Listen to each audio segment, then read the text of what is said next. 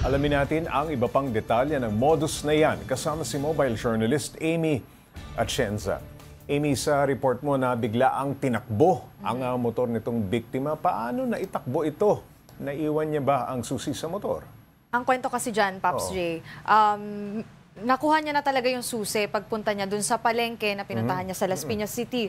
Pero ang naging problema kasi naiwan daw niya yung wallet dun sa compartment kaya binalikan niya at nung pagbalik niya, dun niya naiwan na yung susi dun sa lagayan na mismo. Nawala sa loob niya, iniwan niya na dun sa So hindi motor. niya na nadala yung mismong susi. Kaya nung time na nakita siguro nung suspect na naiwan yung susi, doon na siya dumire-diretso at talagang inipod niya pa yung ibang mga motor para lang makuha yung mismong motor, yung motor na meron si J.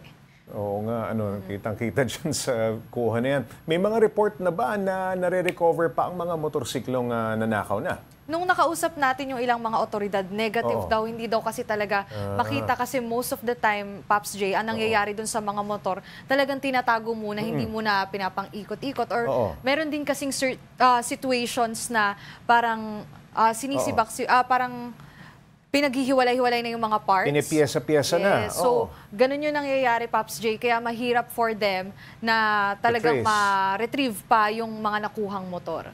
Okay, kung sakaling mahuli ang mga suspect, ano ang posibleng kaso na maaaring ipataw sa mapapatunayang nagnakaw ng motor, pati na rin ng sasakyan? Actually, Pops J, may batas tayo tungkol dyan, nasa Republic Act 10833 nga yan. So, according dun sa batas, 20 years minimum yung pwedeng, na pagkakakulong yung pwedeng mangyari dun sa mga suspect o dun sa mga magtatangkangang magnakaw ng motor o kaya naman ang sasakyan. Tapos, maximum niyan, Pops J, 30 years. So, wala talaga sa multa, talagang ang gagawin ng mga otoridad dyan, ikukulong ka. So yun yung talagang pinakamabigat na pwedeng mapatawan sa mga magbabalak na kumuha ng motor o kaya sasakyan. Amy, sa mga nabiktima nitong motor napping o car napping, saan sila maaaring lumapit para humingi ng tulong?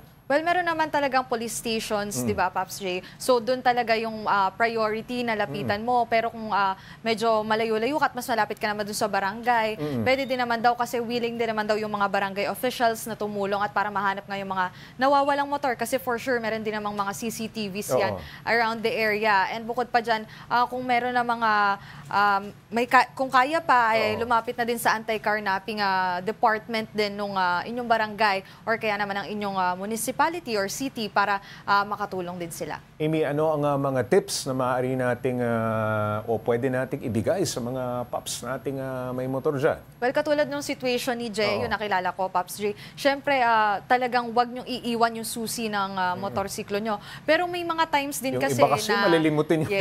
Gaya ko minsan, iiwan ko yung susi. Ayun lang, pero yun yung delikado. recommended talaga, Pops Jay, wag daw natin kasing iiwan yung susi. Pero may times din kasi talaga mautak yung mga suspect. So, ang best talaga na parang payo ng mga otoridad dyan, iiwan daw sa may CCTV para daw natatrack nila kung saan nga ba yung kung sino nga ba yung kumuha kasi dun sa nakausap ko din, na-identify nila may tattoo, so madali na nilang mahahanap yan. Pero nasa proseso pa rin sila sa paghanap dun sa suspect. So, depende sa pagpaparkingan, diba? Yes. Pero yung ibang mga nagnanakaw niya, nakita na rin natin, nag-viral ito sa social media, na hot wire. Yes, yung mga sasakyan, yung motor. Napakarami ding situations. Madali rin gawin yan.